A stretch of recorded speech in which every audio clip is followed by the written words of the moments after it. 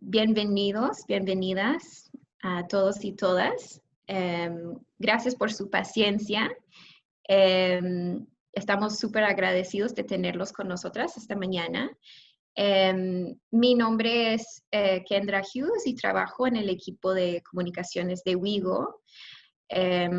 WIGO es una red global dedicada a proteger los medios de sustento de los trabajadores y trabajadoras de la economía informal, especialmente las mujeres. Dado que ya hay limitaciones en reuniones que podemos organizar en persona por la pandemia, hemos pensado poner a prueba este formato de seminarios virtuales hechos para y por trabajadores en la economía informal. Y quisimos crear un espacio donde los mismos trabajadores podrían compartir sus experiencias en incidencia, en organización, intervenciones y acciones de autoayuda durante la COVID-19. Entonces, hoy estamos muy agradecidos de contar con la presencia y participación de la Asociación de Recicladores de Bogotá hoy. Para empezar, voy a explicarles un poquito sobre el formato que tendremos esta mañana. La duración del seminario será de 1 hora, dado que hemos tenido unos poquitos atrasos, tal vez podría ser un poquito más de 1 hora, pero Nora y Federico nos darán una presentación durante la primera parte por más o menos media hora, y luego tomaremos preguntas del público, o sea, ustedes. Durante la presentación, sus micrófonos estarán silenciados, pero si tienen una pregunta, pueden ponerlo en el chat y vamos a revisar el chat cuando ya sea tiempo de tomar las preguntas. Para que saben, este seminario va a ser grabado y planificamos compartir la grabación después. Entonces, si ustedes no quieren figurar en la grabación, pueden apagar su cámara. Y para presentar un poquito a los panelistas, voy a decir unas cosas cortas y luego Fede y cuando llega Nora pueden explicarles un poquito más.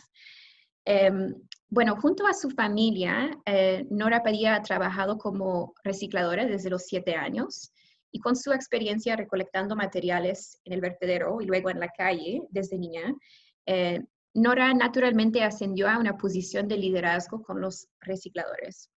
En 1990, Nora formó parte de un grupo de recicladores quienes, junto con sus cooperativas, establecieron la Asociación de Recicladores de Bogotá, o la ARB. Es una organización que hoy representa al menos de 3,000 recicladores de base de la ciudad. Y es una organización pionera en la lucha por el reconocimiento y remuneración de los recicladores. Pero no quiero adelantar mucho porque Nora y Fede nos van a contar mucho de esa historia en su presentación. Y Federico Parra es coordinador regional del sector recicladores de América Latina para WIGO. Fede ha trabajado con recicladores durante casi 20 años y en los últimos años ha acompañado al gremio reciclador en Colombia en su lucha en favor de la inclusión, el reconocimiento y la remuneración por la prestación de los servicios públicos de recolección, transporte y reciclaje de residuos. Y con eso voy a pasar la palabra a Federico para empezar con la presentación. Federico, si está bien, puedes decirme adelantar y voy a adelantar a las láminas. Vale, de acuerdo. Mientras se conecta Nora, voy a ir empezando contándoles un poco cómo está organizado los recicladores en Colombia. La organización de recicladores más grande es la Asociación Nacional de Recicladores. Es una organización de tercer nivel, es decir, agremia organizaciones de recicladores. Está dividido en 4 grandes regionales y tiene más o menos un total de 49 organizaciones. Resume más o menos entre 15 y 12.000 recicladores en toda Colombia. La Asociación de Recicladores de Bogotá es una organización de segundo nivel, es la más grande del país, siendo organización de segundo nivel, reúne a más o menos 3.000 recicladores. Siguiente.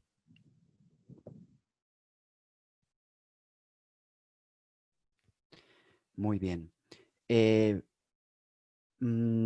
es muy importante porque nos relata los orígenes del movimiento reciclador y de la organización, en lo que comparte con muchos otros lugares del mundo. Los recicladores en Colombia llegan a las ciudades más o menos a partir de la década de 1940. Son personas que vienen de diferentes partes del país a las crecientes ciudades de entonces, y básicamente lo que hacen es, en ausencia de oportunidades laborales, encuentran em, en la recuperación de residuos sólidos reciclables una forma de subsistencia. Colombia, además, tiene una historia muy dura de violencia partidista. Y la situación es que para la década de 1940 a 1960, el grado de violencia al interior de, digamos, del país llevó a que muchas personas tuvieran que vivir en las ciudades. Y la única opción era ir a sobrevivir en los vertederos. El origen del reciclaje está precisamente ligado al creciente consumo y a la forma en que las sociedades han venido resolviendo el tema de la basura. En nuestro caso, entre 1940 y entre 1988, el manejo fue recolectar, transportar y dejar en vertederos como los que ustedes ven allí, donde se situó durante mucho tiempo población recicladora. Les decía que, ya, perfecto. Es importante señalarlo porque es un proceso organizativo que empieza más o menos en 1990, como les contarán ahora, y que tiene una historia de fortalecimiento organizacional que ha sido la clave para poder tener una representación muy fuerte frente al gobierno y frente a otros actores. De una u otra manera, es la fuerza de la asociación radica no solamente en sus números, sino en la representación que tiene a nivel nacional, al punto que hoy es la organización que desarrolla la mayor cantidad de incidencia en el gobierno. Y si hay una entidad que quiera conocer o saber a propósito del tema de reciclaje y recicladores, necesariamente debe remitirse a la asociación. Les contaba que todo inició en los vertederos y esta situación es común para muchos países del mundo. Para nosotros es importante señalar que la migración del campo a la ciudad fue producida, entre otras cosas, por la violencia partidista. Y eso básicamente ha significado que por lo menos desde 1940, muchas personas de los sectores rurales han tenido que buscar en la ciudad cómo sobrevivir, y sin encontrar alternativas, han encontrado en el reciclaje una opción. Si bien su origen es, digamos, como una acción de sobrevivencia, ha sido procesos organizativos los que han logrado resignificar desde una actividad marginal de sobrevivencia hacia una mirada de profesionalización. El trabajo en los vertederos en ese entonces se hacía porque, entre otras cosas, el manejo público de los residuos o la forma en que los gobiernos resolvían los residuos, básicamente consistía en tener procesos de recolección e ir a disponer fuera de la ciudad. Trataban de evitar que los residuos estuvieran en la ciudad. Y en la medida en que la sociedad de consumo ha ido creciendo y que los tipos de envases y empaques se han ido, digamos, consolidando, los recicladores han también consolidado su actividad por las diferentes líneas de material. Siguiente. Hay una situación importante para 1988. ¿Qué ocurre en 1988? Realmente empieza a partir de los 80. Colombia acepta una serie de recomendaciones que da el consenso de Washington. Básicamente, lo que ocurre es que para consolidar un modelo neoliberal y un modelo capitalista en toda Latinoamérica, Estados Unidos influencia muy fuertemente los gobiernos latinoamericanos y proponen, entre otras cosas, la privatización de los servicios públicos y la reducción del poder del Estado. Antes, la recolección y enterramiento de basuras era una responsabilidad exclusiva del gobierno. Cuando pasa a manos de privados, toman, entre otras cosas, varias decisiones. Y una de las decisiones es el cierre de los botaderos o vertederos de basura y el cambio por una tecnología que conocemos hoy como relleno sanitario. En el caso de Bogotá, son casi 3.000 recicladores los que en cuestión de un mes deben salir a las calles, más o menos para el año 1988, cuando se cierra los botaderos a cielo abierto que había en Bogotá. Y ustedes podrán imaginarse lo que eso significó. Sin alternativas, sin ningún tipo de transición ni oferta laboral en ese entonces, y las organizaciones estaban en ese momento hasta ahora formándose, no tenían la fuerza para pelear. La mayoría de recicladores, en el caso de Bogotá, por ejemplo, utilizaba estos vehículos que ustedes están viendo allí y hacía recorridos desde las zonas de venta hasta las zonas de recolección y se regresaban que podían durar 2 días. Por supuesto, había más acceso al reciclaje, pero también había una dura competencia con las empresas recolectoras de basura de ese entonces. Estamos hablando de 1988 a Hola, muy buenos 1991-94. días. Buenos días, Norita. ¿Cómo está? Gusto de saludarlos. ¿Bien ustedes? Bien, su merced, le voy a pasar entonces la palabra. Estaba haciendo una introducción de la organización y recordando cómo era en los 80 el trabajo. Queda entonces en sus manos. Norita, Hola. para pasar la lámina, le indica por favor a Kendra. Ok.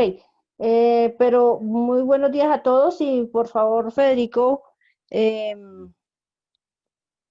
¿me indicas el primer punto de la conversación? Sí, Norita, bueno, primero, muchas gracias por atender esta invitación. Nos complace mucho.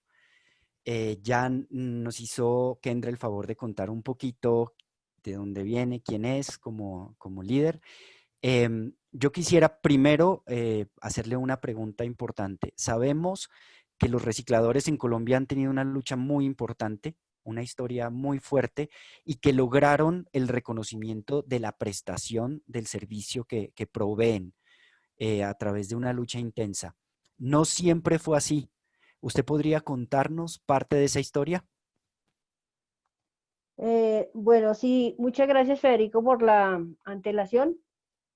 Para todos, contarles que Colombia es un país que entró en la dinámica del reciclaje desde hace 80 años más o menos, que se incrementó mucho en la época de los años 40, entre 40 y 50, por el desplazamiento del conflicto armado.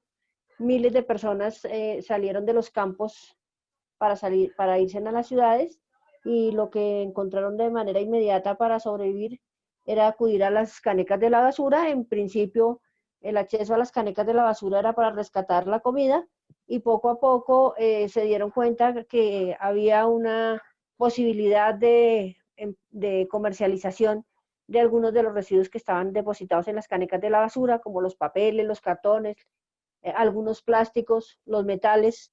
Incluso en esa época se compraba y se vendía el hueso, el hueso del, de los animales que se usaba para hacer la comida. Después se botaba la caneca a la basura, los Mm. recicladores lo recogían y eso también se comercializaba. Norita, tengo Eh, una solicitud operativa que hacerle. Hay una esfera en la parte baja que dice interpretación. ok, Es un mundito. Por favor, oprímalo ya, y dame debe un decir segundo. español. Señale español, por favor.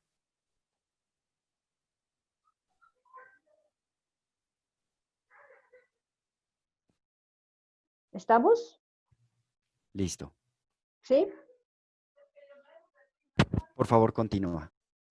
Bueno, entonces el incremento de personas en la actividad del reciclaje en la década de los 40-50 eh, hizo que efectivamente se generara una comercialización de materiales y en Colombia entonces empezó una seria estructuración de empresas que sacaban nuevos productos de los materiales reciclables. Los recicladores, por supuesto, desde los años 20, 30, empezaron a hacer reconocimiento de su oficio como un mecanismo de sobrevivencia, pero cuando llegó en 1987, 85, digamos, la medida establecida por la Organización Mundial de la Salud, en la que le daba la orden a todos los países de no tener más botaderos a cielo abierto, que en el caso colombiano era dramático. No solamente habían botaderos a cielo abierto en cualquier sitio de la ciudad, sino que los ríos, lagunas y cuerpos de agua de todo el país eran nuestros botaderos hasta más o menos el año 87, 90, y después de allá para acá, cuando efectivamente de, se da la orden definitiva de cierre de los botaderos a cielo abierto, en el que se incluyen las principales ciudades del país como Bogotá, Manizales, Medellín, Cali, Barranquilla, Cartagena. Estas eran las ciudades a intervenir de primera mano para instalar la tecnología de relleno sanitario, es decir, un esquema de enterramiento técnico de las basuras. Y es allí en donde empieza un proceso de organización de los recicladores. En el caso de Bogotá, estábamos más o menos unos 1.400 recicladores en unos 5 botaderos a cielo abierto muy grandes. Y la primera medida que tomó la ciudad es empezar a sacar a los recicladores, hacer la adecuación. Los recicladores no permitíamos botar la basura en el botadero, y la ciudad y la administración pública, tanto de la ciudad como del país, tuvieron.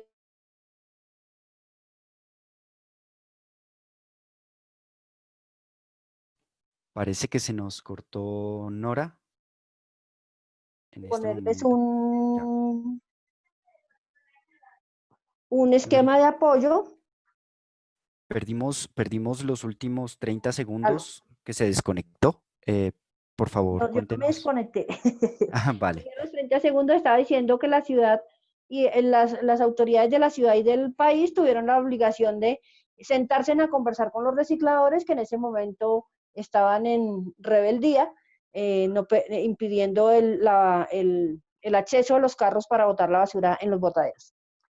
Surgen de allí conversaciones que hacen que el Departamento Nacional de Cooperativas, en ese momento, que era un organismo del Estado colombiano para promover y fomentar las cooperativas, se encargue de apoyar a los recicladores para conformar las primeras cooperativas en Bogotá, Barranquilla, Cali, Manizales, más o menos unas 20 ciudades importantes de todo el país. Y surge ahí un movimiento, el movimiento de los recicladores, porque nosotros no nos conformamos con establecer unas. En Bogotá nacieron 5 cooperativas, en el resto de la ciudad 1, 2 cooperativas, en el resto del país, en cada ciudad. Y nosotros no nos conformamos con esto, sino que empezamos a organizar organizaciones de segundo grado, es decir, las cooperativas de base están conformadas por las personas naturales, por cada uno de los asociados o cooperados, y las organizaciones de segundo nivel están conformadas por las personas jurídicas que agremian a estas personas naturales. es decir, una organización de organizaciones de segundo grado porque era de carácter regional. Y años más tarde empezamos a conformar la Asociación Nacional de Recicladores, que desde entonces opera en todo el país, es el único organismo nacional de representación de los recicladores, ha sido la encargada de incidir en la política pública, tanto del reconocimiento de los recicladores como de ir incidiendo paulatina y progresivamente en cambios en el manejo de las basuras.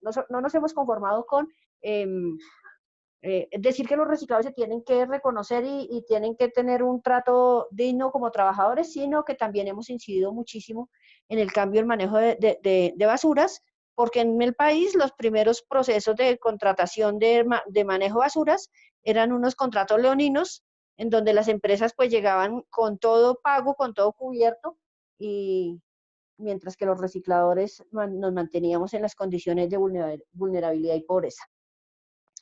Los Norita, recicladores, por supuesto, ¿sí? quiero preguntarle algo importante. Hay un evento que funda el Día del Reciclador y creo que me tomé el atrevimiento de intervenir Se para te está pedirle que nos... cortando, Fede. Sí, me tomo el atrevimiento de intervenir para pedirle, cuéntenos acerca del 1 de marzo en este contexto de organización. Es que, Fede, no me has dejado, Ah, perdón. no me has dejado, no he redondeado mis ideas, porque es muy difícil hacer un relato de 30 años en 5 minutos.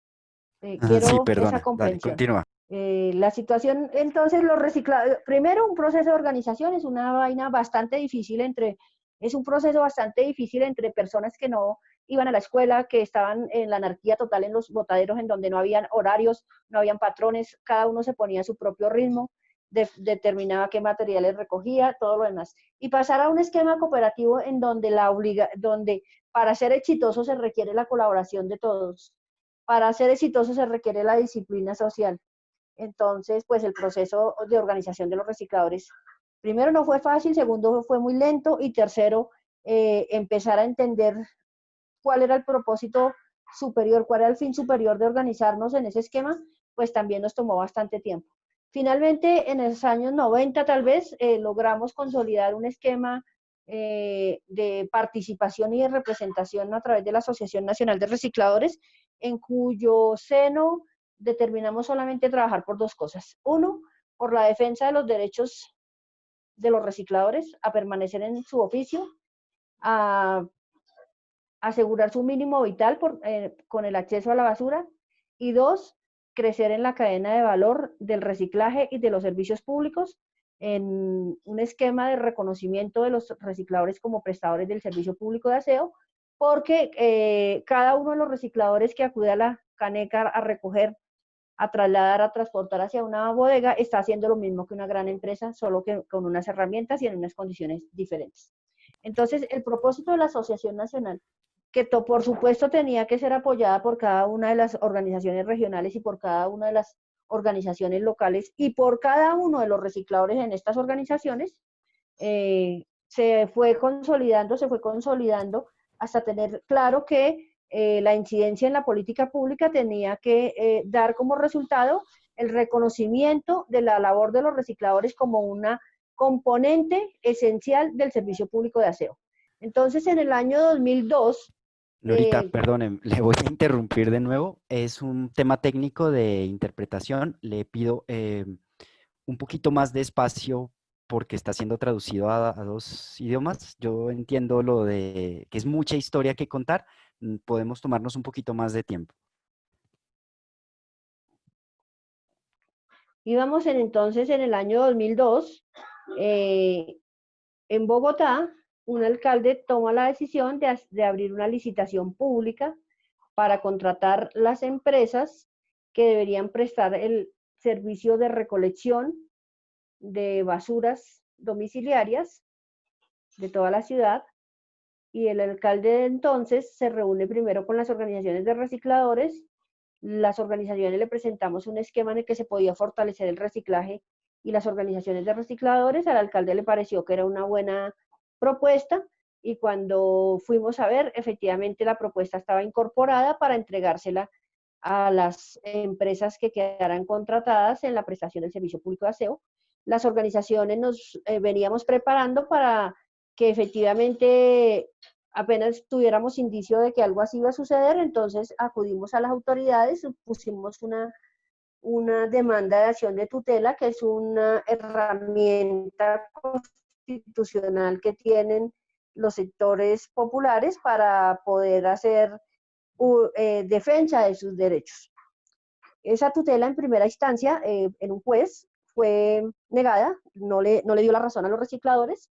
Nos fuimos en un segundo momento hacia el tribunal, que es el superior jerárquico del juez. El tribunal también nos negó la razón, nos negó la aplicación de la tutela, y finalmente llega la tutela a la Corte Constitucional de Colombia como organismo que revisa la Constitución y como organismo que define los parámetros de los derechos enmarcados en la Constitución. En la Corte Constitucional tampoco los recicladores tuvimos mayor éxito en la petición de revisión, y digamos que lo último que nos quedaba era dar un recurso de súplica. Efectivamente pusimos un recurso de súplica para decirle a la Corte Constitucional que si las empresas, como en el caso de Bogotá, empezaban a ser ellas las recolectoras también del reciclaje pagadas por el gobierno y por la ciudadanía, pues simple y sencillamente los recicladores tendríamos negado el derecho al mínimo vital, porque se nos cerraba el acceso a las basuras para tener el acceso cierto y seguro al material. La Corte nos da en ese derecho de súplica la razón. En el 2003, desde el 2003 hasta el 2010, las empresas y los recicladores seguimos en convivencia, no tan armónica, pero en convivencia. Y posteriormente viene otra licitación en el 2010, en donde el alcalde de turno pretende repetir la misma estrategia que se aplicó en el 2002. Entonces tuvimos que de nuevo a las organizaciones de recicladores acudir a la Corte Constitucional para decirle que las autoridades estaban burlando de las órdenes de amparo de los recicladores y que por lo tanto era necesario que interviniera de nuevo. Esta tutela era solo una más de las muchas que en todas las ciudades se estaban poniendo, porque la dinámica o la modalidad de trasladar por esquema de contrato en licitación pública el manejo de los materiales reciclables a las empresas se extendió por todo el país, y muchas organizaciones en el país tuvieron que acudir a los jueces y a las tutelas para que les ampararan su derecho a permanecer en el oficio y a mantener su mínimo vital. Nosotros creemos que una parte muy, muy importante del reconocimiento del servicio de aprovechamiento de reciclaje que está en manos de los recicladores y que fue reconocido como servicio público, está en manos de la Corte Constitucional. Nosotros le pedíamos a la Corte que nos amparara el derecho al mínimo vital, el acceso a la basura, y la Corte no se quedó ahí, le pidió al Gobierno Nacional que efectivamente nos concediera y nos amparara esos dos derechos que estábamos nosotros pidiendo, pero que además se reconociera el oficio de los recicladores como un componente del servicio público y que además se remunerara. Es decir, nosotros no estábamos pidiendo que nos remuneraran, y sin embargo la Corte, en su interpretación de lo que debe ser un amparo de derechos, creyó que tenía que ir más allá, y por eso hoy en día, desde el año 2012, en el que está el alcalde Petro y empieza a pagarle a los recicladores en Bogotá en un esquema pues un poco polémico, porque era el pago individual reciclador por reciclador a través de un esquema de reportes. Y del 2012 al 2016, pues Bogotá fue la única ciudad que le reconocía cada tonelada en el esquema de recolección a los recicladores. Y posteriormente, en el 2016, porque ya la Corte volvió a requerir al Gobierno Nacional, se estableció el decreto 596 que obliga a los alcaldes a organizar un esquema que le facilite a los recicladores su registro como prestadores del servicio y la habilitación para el cobro de las toneladas que reporte de acuerdo a un esquema de facturación, de recolección, de reporte, en la que participan varios entes del Gobierno Nacional y también las empresas privadas. Entonces, esto ha sido un esquema muy, muy progresivo. Nosotros creemos que sigue estando pendiente mucho trabajo. De todas maneras, nuestras organizaciones aún no son organizaciones fuertes como lo quisiéramos o como se necesita. Nos sigue haciendo falta mucha preparación, nos sigue haciendo falta también eh, una mayor fuerza para impedir que actores no legítimos dentro del sistema se beneficien de las conquistas del gremio reciclador. Y bueno, pero la conquista es una conquista para nosotros muy valiosa, no solamente después de una lucha tan grande con tan grandes oponentes como son las empresas, que casi todas son multinacionales de la recolección y el enterramiento de la basura. Digamos que eso es lo que hace grande nuestra lucha, ¿no? Que los oponentes son de gran prestigio y nadie creería que un gremio tan marginal, un gremio tan desordenado, por así decirlo, pudiera ponerle cortapisa a las intenciones y al crecimiento de las empresas de recolección y enterramiento de basuras. Y en Colombia, pues los recicladores lo logramos. Se empieza en Bogotá y después se extiende a todo el país y digamos que hasta hace 2 años o menos, un poco menos, en el país solamente habíamos las organizaciones que habíamos resistido todos los embates, no éramos más de 50 organizaciones en todo el país, 70 organizaciones en todo el país, y después del 2016 hay 380 organizaciones. Eso significa que el país entendió, o mucha gente entendió, que la conquista que habíamos obtenido los recicladores del reconocimiento como prestadores del servicio público, además remunerados, pues era un beneficio, un alto beneficio, y, y que tocaba solo a través de procesos organizativos. Entonces, pues ahí vamos, y ese creo yo que si bien todavía hay mucha tarea por hacer, todavía mucho perfeccionamiento por lograr, pues este sí es un ejemplo de la orientación adecuada que se puede dar de un movimiento social y gremial desde sus bases. Nora, muchas gracias. Es importante recalcar, como usted bien dice, que en este momento la lucha no ha terminado, está lejos de terminar. Usted nos aclaró algo muy importante y es lo que han llamado formalización, el gobierno nacional todavía no refleja lo que orientó la Corte Constitucional ni las necesidades que el gremio ha venido luchando, y por eso Asociación Nacional tiene toda la relevancia en esta lucha. Nora, hay un tema que es muy importante. Tenemos miembros de otras organizaciones de recicladores de otras partes del mundo, y a todos nos ha de alguna manera sacudido la pandemia. En Colombia la pandemia no se ha presentado de manera diferente a otras partes del mundo. Es un país que tiene todavía un déficit para hacer frente a través de su sistema de salud. Pero ustedes, de pronto, gracias al proceso alcanzado, al proceso organizativo, han hecho también una lucha muy fuerte en este marco, y es el reconocimiento del reciclaje como un servicio esencial y de los recicladores como sus proveedores. ¿Cómo ha sido este capítulo en este contexto? Pues este fue un pulso muy grande. Eh, Nuestros competidores y oponentes, las empresas de servicios de recolección y enterramiento de basuras, no han dejado nunca de trabajar para ser ellos los que ocupen este espacio.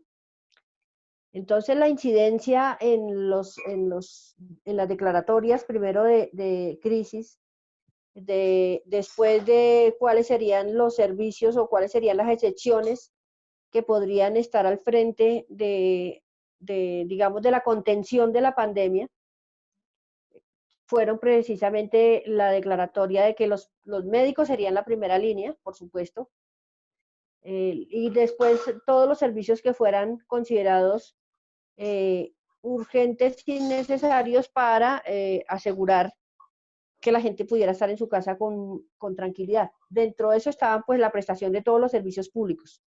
Dentro del servicio público de aseo pues está contenido desde hace 4 años ya el componente de recolección de materiales reciclables o de aprovechamiento, y la pelea que nos dimos en grandes debates con el gobierno nacional era que si se le permitía a las empresas convencionales la prestación del servicio, pues que nos tenían que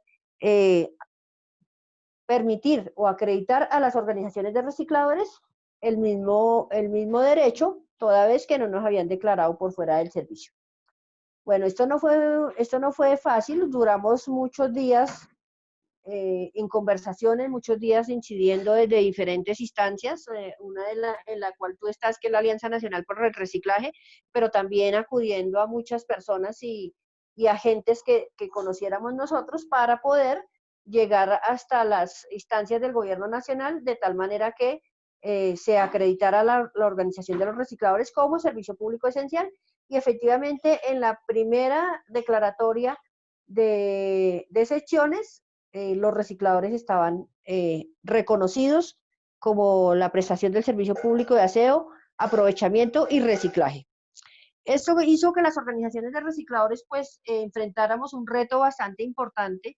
No podíamos salir como comúnmente lo hacíamos, teníamos que reforzar nuestros esquemas de presentación personal, por ejemplo, de asegurar que tuviéramos los elementos de protección mínimas como tapabocas, guantes, uniformes de antifluido, que tuviéramos desarrolláramos todo un plan, desplegáramos todo un plan de esquemas de desinfección en las bodegas, que estableciéramos los cronogramas de selección del material para generar cuarentena, y después también incidir muchísimo en que las empresas de aprovechamiento de los residuos, las cartoneras, las metalúrgicas, las plastiqueras, las vidrieras, pues también estuvieran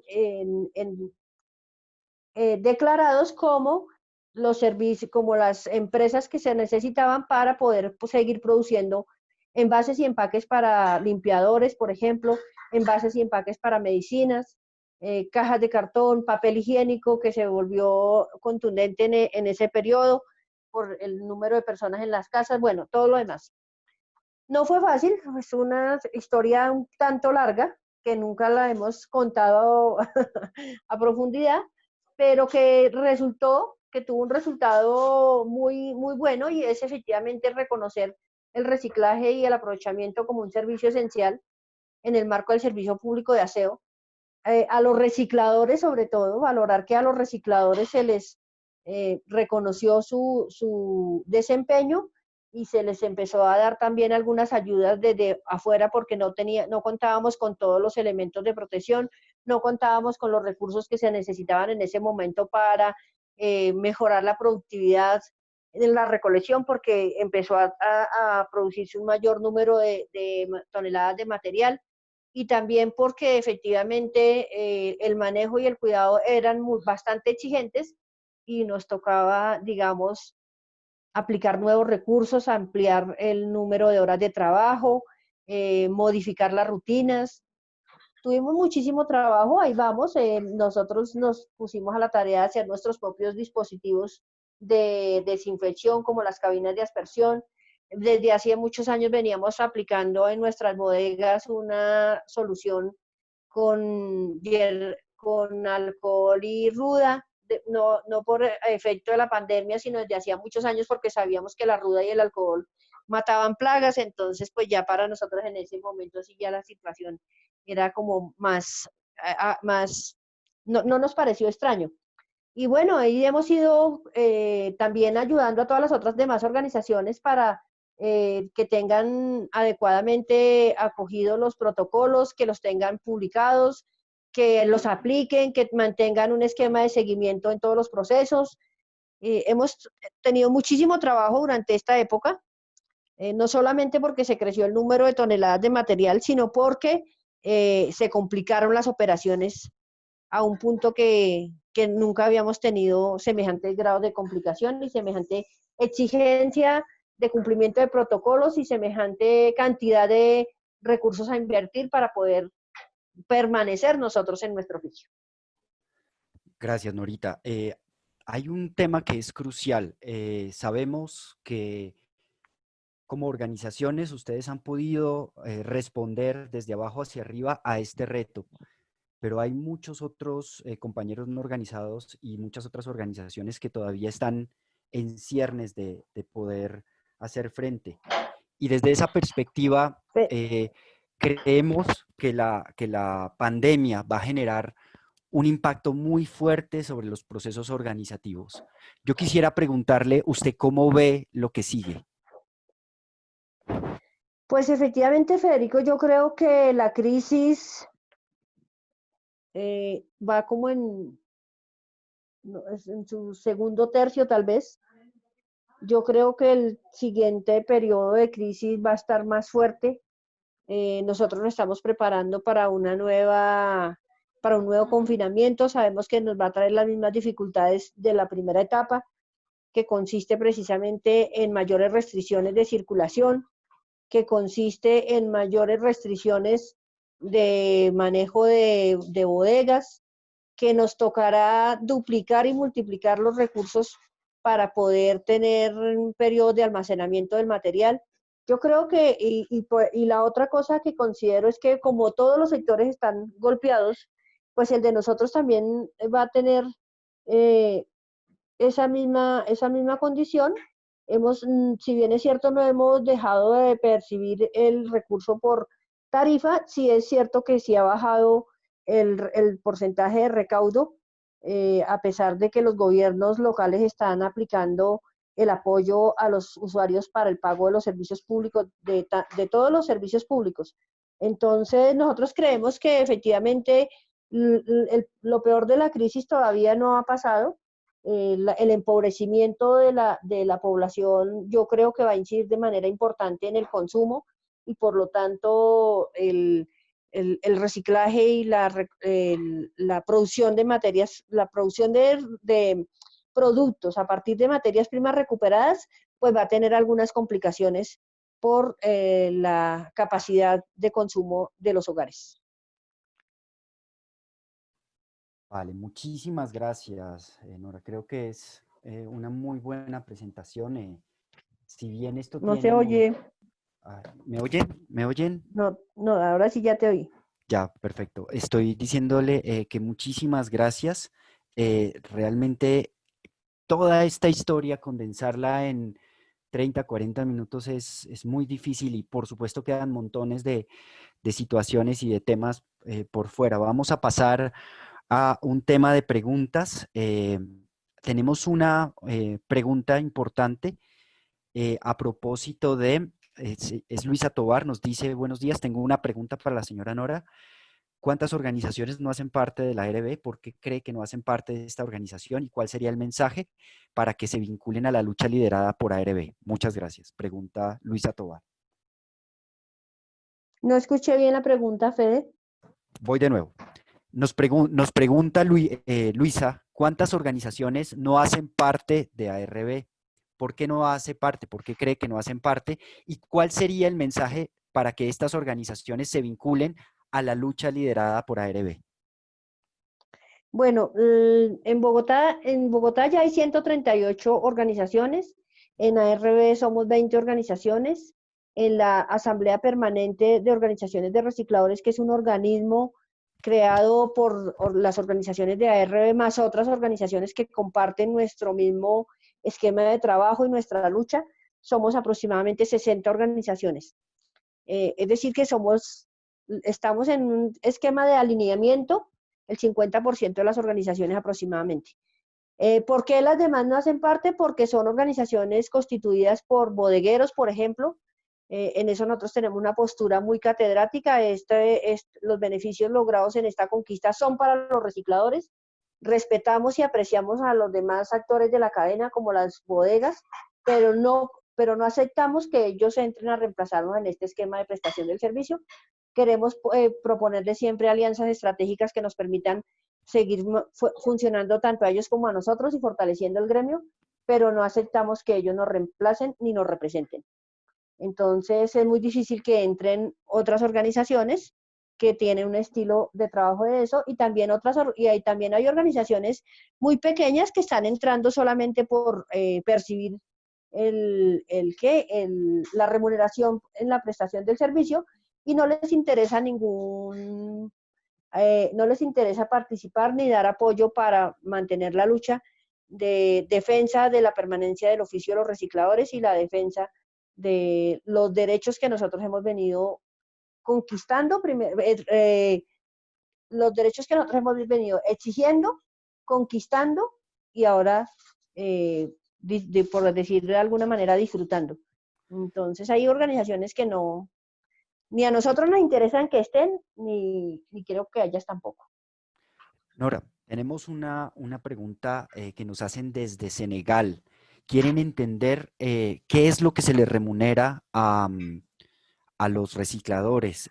¿Cuál es esa lógica? Preguntan, ¿el criterio de la remuneración está a cargo de las municipalidades? ¿Es por el transporte de los materiales? ¿Es por sensibilizar a la población? ¿Es por la limpieza de la ciudad? ¿Qué otras cosas? Ellos quieren entender cuál fue el criterio que exigió la remuneración, qué es lo que se está remunerando. Bueno, digamos que el sistema de aprovechamiento reconoce las actividades de recolección, transporte y acopio de los residuos, así como reconoce en el sistema de limpieza urbana la recolección, transporte y disposición final de los residuos.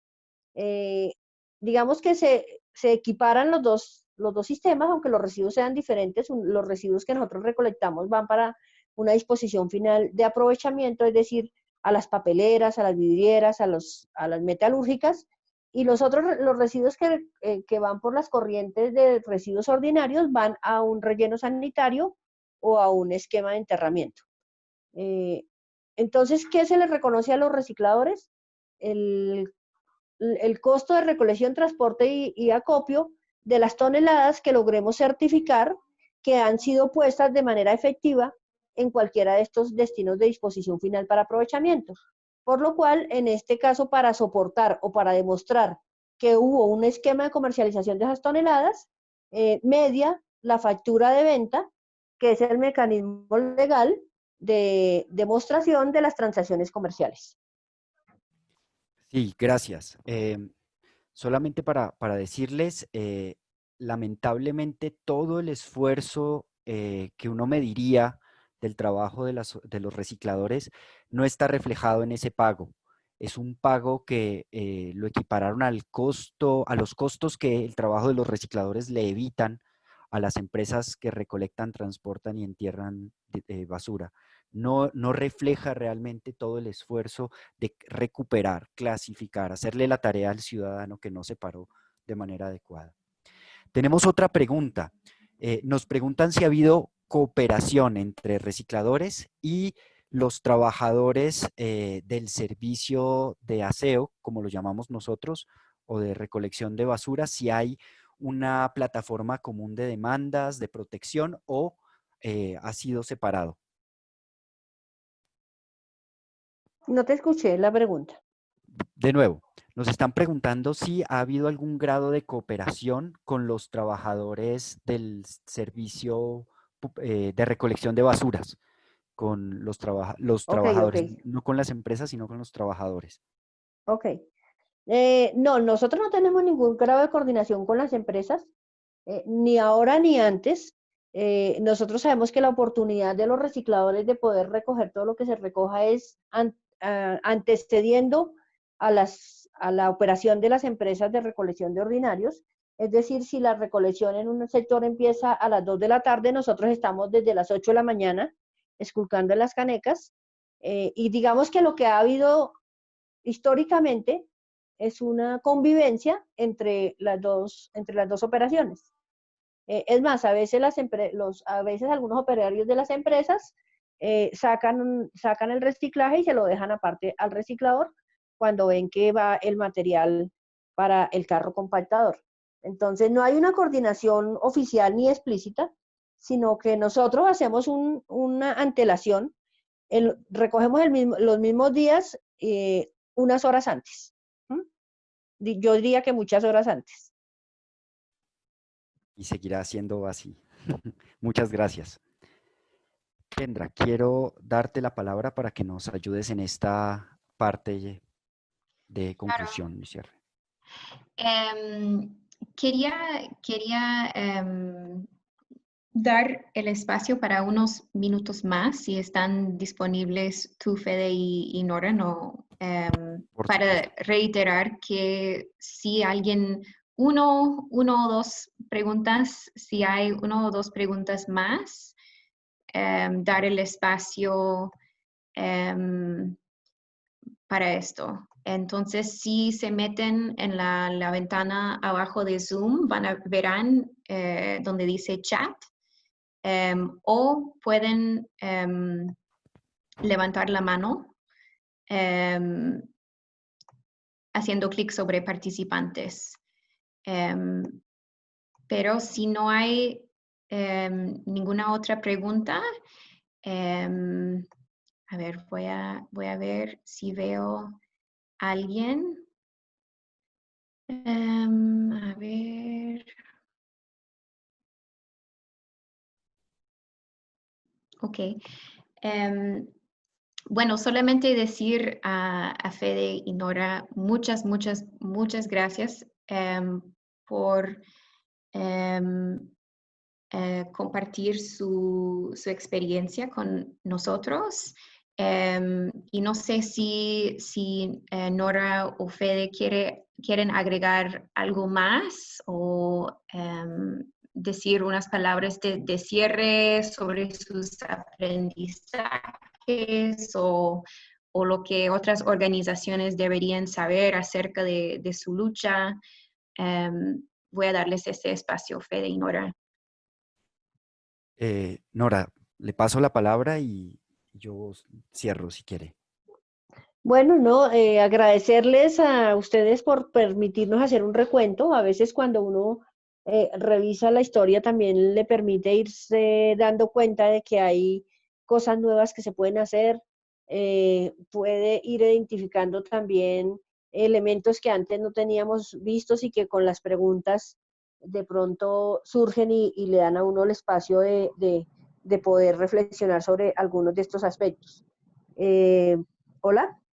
Sí, estamos escuchando. Bueno. No, nada, darles la gratitud, además porque de Wigo hemos recibido muchísimo apoyo y, por ejemplo, los espacios en donde hemos conversado a nivel regional en el continente y a nivel mundial de la situación de los recicladores, pues creo que nuestro ejemplo ha ayudado a muchos recicladores a tomar fuerza para exigir en los gobiernos eso mismo que nosotros venimos exigiendo en Colombia desde hace muchos años. Creo que se ha activado el movimiento de los recicladores de una manera importante en todo el continente y eso es gracias a todos estos espacios de conversación, a todos esos espacios de reflexión en los cuales aprendemos unos de otros y también nos animamos y cogemos fuerza de lo que podemos hacer como gremio. Muchas gracias, Nora. Muchas gracias a los organizadores del espacio, a Kendra particularmente. Para nosotros ha sido, pues también, y hablo desde Wigo, un privilegio poder acompañar desde hace tantos años este proceso. Hemos aprendido muchísimo y pues reconocemos la fuerza y la claridad que ustedes tienen frente a la creación de un futuro posible que hace 20 años era impensable y que hoy esperamos pueda ser compartido por otros países de Latinoamérica y del mundo como un lugar de llegada, como un lugar de reconocimiento y remuneración de este oficio. Muchas gracias a todos y a todas. Muchas gracias, Fede. Gracias, Nora. Y solamente una palabra de logística. Estamos grabando este seminario, entonces el plan es de editarlo un poquito y luego compartirlo con las personas que se han inscrito. Entonces, si quieren revisar algo, será posible. Ojalá que sea en la semana que viene, dado que ya somos viernes. Pero muchas gracias, Nora y Fede, por compartir la experiencia. Súper interesante. Estoy viendo que en los comentarios tenemos gracias de Johnson Doe, que vive en Reciclador de Ghana. Dice, gracias por compartir una experiencia excelente. Maguette de Senegal dice, gracias a las organizaciones y por el intercambio de Bogotá. Gracias por compartir sus experiencias. Luisa dice, muchas gracias por la charla y por compartir toda la fuerza para continuar. Muchas gracias. Entonces, con eso voy a decir chao y que queden pendientes para el siguiente webinario. Gracias. Hasta luego, gracias. Hasta luego.